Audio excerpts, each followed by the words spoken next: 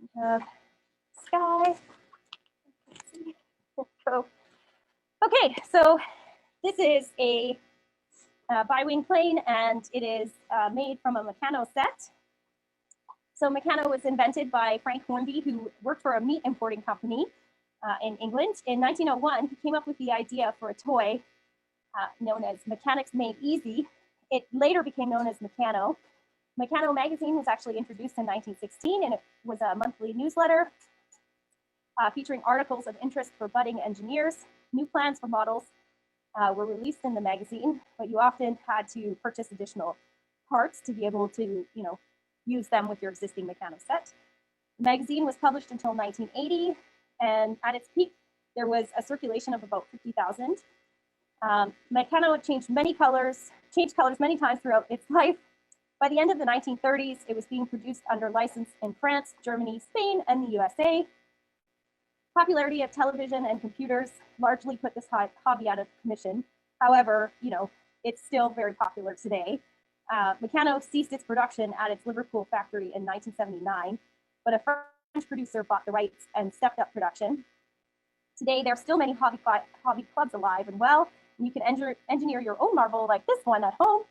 This plane dates to about 1931, and it came in the Meccano Airplane Constructor Kit #1. It is a biplane, and it has, again, the radial engine on the front, and it actually has 3, so it's a tri-motor plane. I thought it might have been inspired by the Ford tri-motor. However, that one does not have the bi-wing like this, which, it exists in kind of it's a parasol bi-wing, I think. It does have JELYU on the top side, and also the underside of the wing, and then on the back as well. And, I also tried to identify perhaps if maybe that was a famous plane, but I wasn't able to find anything. So let me know if you know something about this model. The thing about these sets is that, you could make multiple different types, and really you could be as creative as you wanted. So it is a flat plate construction, and they're very hard to find these in good condition because it can bend really easily. So between 1932 and 1941, these sets became a lot more elaborate. The Danish, German, and French versions had the correct identification rondels included with the sets as well, and you could purchase a clockwork motor if you wanted for these planes, but they were pretty ineffective as the planes were so heavy, so it didn't go really very fast, even if you had that incorporated. So there is our Mechanoplane. Now, many of the planes we're going to look at next are associated with either World War I or World War II. A lot of them date to the 1940s. Many boys desire to emulate their fathers who had fought in World War II, so toy companies really capitalized on this, and they created toys made famous during wartime. The majority of our planes, I said, date to the 1940s or later. There were 3 types of aircraft usually used during the war. They were bombers, fighters, or transport planes. And bombers came in light, medium, and heavy capabilities, depending on the target under question. Fighter planes were used for air combat, shooting down enemy planes, as they were the fastest in the sky and easiest to maneuver. Transport planes carried supplies and troops during the war. So our first plane is actually based on, it's probably one of the older planes. However, it's one of our newest models. So this plane actually was made by Hallmark Cards in a limited edition series, and it dates from 1999 to 2001. And this is the Smith 4 SPAD 8. And so this is a model of a plane that fought in the First World War, and they were built in France. It's known as one of the best dogfighting planes of the war, flown by some of the most famous air heroes during World War I, noted for its robust construction and ability to dive at a high speed. They were produced and deployed in great numbers. By the end of 1918, 8,472 of these planes were built. Every French fighter squadron had at least one of these planes, and so did the American units, which were part of the American Expeditionary Forces. It was also used by the British, the Italians, the Belgians, and the Russians. It was equipped with forward-facing firing Vickers machine guns, and only 4 SPADs actually remain, even though so many were built. After the signing of the armistice on November 11th, 1918, many planes were sold into civilian and military operations throughout the world. It is a single engine biplane, fighter aircraft, sorry, and there was a wooden structure with a fabric covering. The machine guns held 400 rounds per gun. This particular plane is modeled after, so here's an example of one in World War II. It is not this specific plane, but it is very similar. And you may or may not have noticed, but in this image, there's a distinctive design on the back, and same with the Smith 4 here. So, you know, the fighter pilots were able to kind of customize it themselves. So this plane was flown by this gentleman here, who's Lieutenant A. Raymond Brooks. He was stationed in an airfield in eastern France when the U.S. Army Service assigned him to fly a French-built SPAD 8 biplane. He ended up calling this plane the Smith 4, which was a subtle reference to his sweetheart and future wife, as she attended Smith College at the time. And Brooks shot down 6 enemies in the plane, and other pilots shot down 5 more. Brooks was also a pioneer in the development of radio navigational aids, known as nav aids, used by pilots for location and navigation, as well as air-to-ground communications. He was involved in early commercialization of aviation and was one of the earliest pilots to actually carry airmail for the U.S. Postal Service. His plane is now on display at the Smithsonian National Air and Space Museum. He reportedly visited the museum and recognized his plane and climbed inside of the plane when it was on display. And of course, you know, as most museum people would do, he was politely asked to leave the cockpit, and he was able to recite the serial numbers of the plane, and they were able to match them to the plane. And so, you know, they managed to actually find the person who flew the plane, which is really cool. It's like a curator's dream when that happens. So they actually ended up restoring it at Smithsonian, and he was there when they did the revealing. So that's pretty cool. So there is our SPAD 8 Smith 4. And next, we have another Mechanoplane. So here we go. And this dates to 1930s. It is a seaplane, and it actually has a little, you probably see it better on the photos, but it has a little pilot in the cockpit. Again, it's a biplane, and it's a single engine. And this one, you can really see that, you know, it's quite delicate. The plates here are a little bit bent. This is from the Mechanoplane set number 2, and this also has a lot of rondels on it, and these indicate that it was I believe, the British Air Force. With the second set, you could build over 50 distinctive planes that realistically reflected Italian, French, German, English, and American aircraft between the world wars, so the interwar period. So there's our second Mechanoplane. And then next, we have this guy. So this is actually truss steel and wood, and this is made by the John C. Turner Company, and we have a logo on the back here. This is apparently very rare plane. It was made out of Wapanata, Ohio. So the Turner Toy Company was founded in 1915, known as the John C. Turner Toy Company. They were also known for a line of Victory is One flywheel toys that were sold by direct mail. The company closed in 1948. So this was identified, I think, as a wartime production plane. So it was, you know, pre-1948, and they were famous for being one of the first companies to sell friction-powered toys. This is a single-engine airplane with the radial engine, I believe it's called. Don't shoot me if I get that wrong, though, please. What most people, so I've seen this a couple times. So these are actually rondels. Most people call them targets. I've seen that referred to all over the internet. It's kind of funny.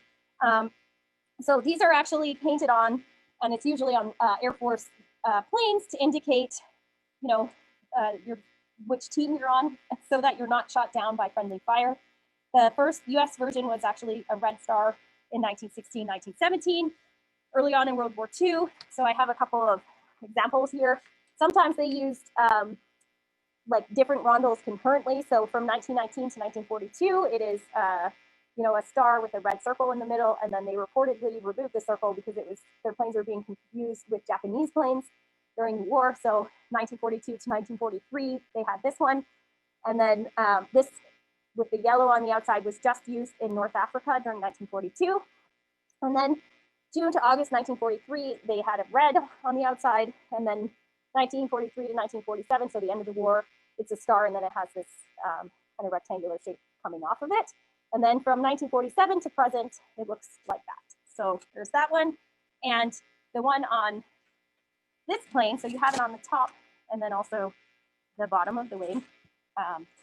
This indicates that it is the Royal Air Force. So there is that.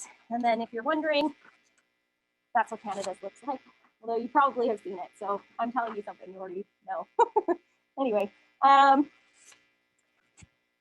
yeah, so other countries, often they just incorporate colors of their flag, and many other countries adopted, the use of rondels after the initial use in kind of World War II. So there we go. There's that one. Next, we have a mystery. Now, as I've said a couple times, like usually planes may have an inspiration, or they may just be a creative construction. So these are fictional planes. They're not necessarily real, but I spent a lot of time trying to figure out if I could identify what plane inspired both of these planes. So we're going to talk a little bit about that. And then if you have any information, I really appreciate you sending that my way. So this is they're both by Wyandotte. They both are, circa 1940. This one has a 4-prop engine. And this is called the main airliner by Wyandotte. It has 3 wooden wheels. It is a low-mounted biplane. And then this one is actually called the defense bomber. And, it has graphics on the wings here as well. Now, the shapes of these are interesting. So this one has 2 sets of windows. And then this one has a set of windows. And then it kind of looks like a canopy on the top. And there's, there's entrance, there's doors on the front and back of both of them. This one has a very distinctive tail shape. And then this is more kind of common. So it's that kind of tri figure on the end. So I have found more than one reference. This is the 1939 Wyandotte DC-4E bomber. This may be a model of the Douglas DC-4E, which was an experimental airliner developed before World War II. So here's an image of that. And you can really see here, like the tail shape is very, very, very similar to the tail shape here, which makes it quite distinctive. So it was an experimental airliner developed before World War II. It never really entered production, however, because it was superseded by a new design, the Douglas DC-4C and the C-54 bomber. So the DC-4E is one of the only examples I was able to find that had the 2 rows of windows. So I have 2 images of that right here. There are a few modifications though, because you can see kind of in this image, this actually, the DC-4 it had 4 engines and this one only has 2. So it's possible that's what this is here, but then the tail shape is wrong, right? So I did find a reference to the fact that Wyandotte had plans to produce a 4-engine bomber, but with the onset of World War II, they had to convert over to wartime production. So perhaps, they just kind of altered a pre-war plane and lost the other 2 props. I don't know. So I believe this airliner is modeled after a DC-4 or Douglas C-54 Skymaster, which was known in Canada as the Canadair North Star. It is a 4-engine propeller-driven airliner developed by the Douglas Aircraft Company. Military versions of this plane served in World War II and into the 60s, but they were not bombers. They were mainly for transport. From 1945 onwards, several airlines used this plane to fly across the world. It has a simple unpressurized fuselage, 2 ARC 2000 twin wasp engines, a single fin and rudder, and also used tricycle landing gear. Several are actually still in service as of 2014, including Buffalo Airways in Northwest Territories, go NWT. Although built unpressurized, the cabins could be pressurized at a later date. They had a crew usually of 4 people and could seat 44 passengers with baggage and freight during the day or 22 at night. Later on, they could fit up to 86 people squished into the plane with the high density seating. So they had a maximum speed of 450 kilometers an hour with the cruise speed of 365 kilometers an hour. So as I said, the military version was the C-54 Skymaster, which had 4 additional fuel tanks and could sit 26 passengers. It doesn't have 2 sets of windows. So to complicate things, it may also be modeled after a B-24 Liberator, which is a 4-prop plane, but this has a bit of a creative license taken with it, as it only has 2 props. And the Liberator does not actually have windows like this one does. So it could also loosely be based on a Boeing Model 247, an early airliner in the United States that was made completely from metal and was in operation starting in 1933, but it doesn't have this very distinctive tail. So it's very likely that creative license has been taken with a few plane types to make use of materials during the war. However, if you know differently, please do share that with me, because I'd be very curious to know. The cool thing, or disturbing thing, depending on, I guess, what you think, is this would have had bombs that were housed underneath the wing, and then you would press this to release them. So it was a real actionable tool. And there we go. Next we have this guy. So he's pretty distinctive. He's got a very unique shape to the tail. And then the props are actually on the back here.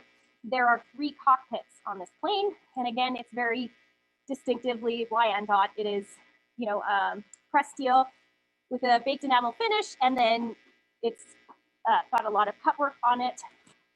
So this best resembles the Bell YFM-1 Barracuda, named after the fierce barracuda of the deep. It was marketed as the fastest and most deadly thing on wings, but this proved to be false. This plane was created by the Bell Aircraft Corporation. It had 3 cockpits, as I said, which allowed gunners to destroy the competition. It also had M4 cannons which faced forward, allowing the Allies to take on large bombers with ease. Or at least that was the plan. The plane had some flaws, however. So here's a couple of pictures of the plane in action. So it could not attain a speed of over 227 miles per hour, which made it less than effective of overtaking other planes like the German Messerschmitt, which was capable of flying 530 miles per hour. It also has a very large size, which made it difficult to hide and was often subject to attack. The first flight for this plane was September 1st, 1937.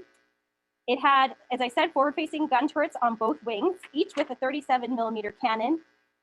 This aircraft had 5 crew on board. There was a pilot, gunners, co-pilot, and a navigator who also doubled as a fire control officer. Radio operator also manned a pair of machine guns at the mid-fuselage. The plane was pretty ineffective, as it was slower and less maneuverable than the planes it was supposed to be protecting, making it pretty useless as a protective air escort. These planes often carried up to 600 pounds in bombs. However, whenever the cannons fired, they filled the place where the gunners were with smoke. The plane had to be towed to and from the runway as well, and it could only be started once it was immediately ready for takeoff, because the engines didn't actually have additional cooling measures, so they often overheated, and they also overheated quite often while in the air. It was an operation, only one completely operational air squadron ever flew, and it was an operation from 1938 to 1940, but they mostly just flew for photo ops, and they were always chased by a second plane for safety. The entire program cost the US $3.6 million. Each plane cost about $219,000 to build, and they only made 1 prototype and 12 production models in 3 slightly different versions. So there is our 1940s Wyandotte Barracuda. And next, we have another Wyandotte, and again, baked enamel pressed steel. This is a very distinctive shape to the plane, as you can see. The tail is quite distinctive, and it has a very distinctive body shape. This is a fighter plane. Now, this I have a bit of a story about this one. So originally, I believed this to be one of these, which is a P38, and which is a lightning long range fighter. It was made by Lockheed, one of the first military aircraft, and became one of the most effective fighters of World War II. It was known as the fork-tailed devil because of this very distinctive tail that it has. It had twin engines, as you can see on the front here. They were turbocharged, very easily identifiable. They offered fleet protection on D-Day, and it was easily recognizable by Allied forces, so they were not shot down by friendly fire. The twin tail booms were so distinctive, the Germans called it gave it the name, the fork-tailed devil. It was also reportedly called two planes, one pilot by the Japanese. The twin boom was innovative as the propellers were not on the nose, so armament could be added to the nose.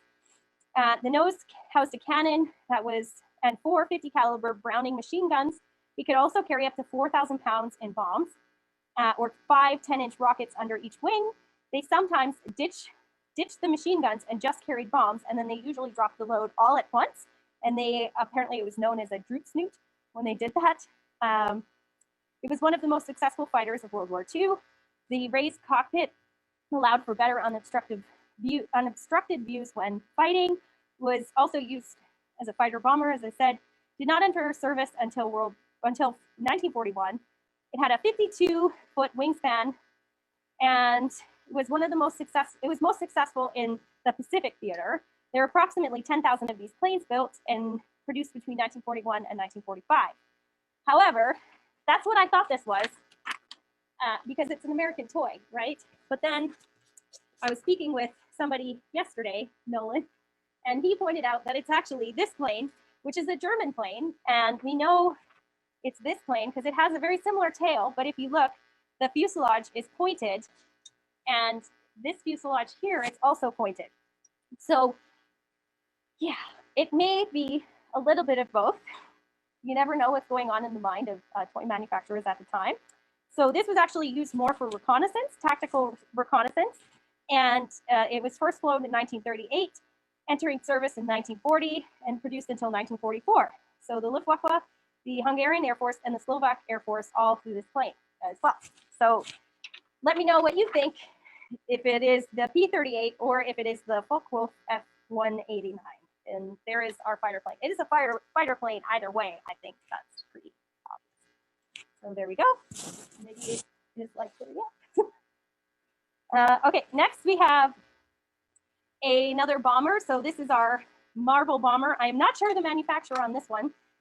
I don't think it is Wyandotte. It again has the rondels indicating that it belongs to the United States.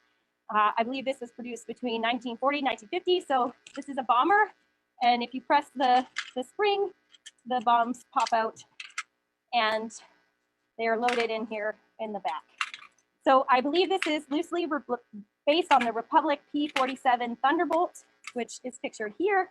It was made between 1941 and 1945.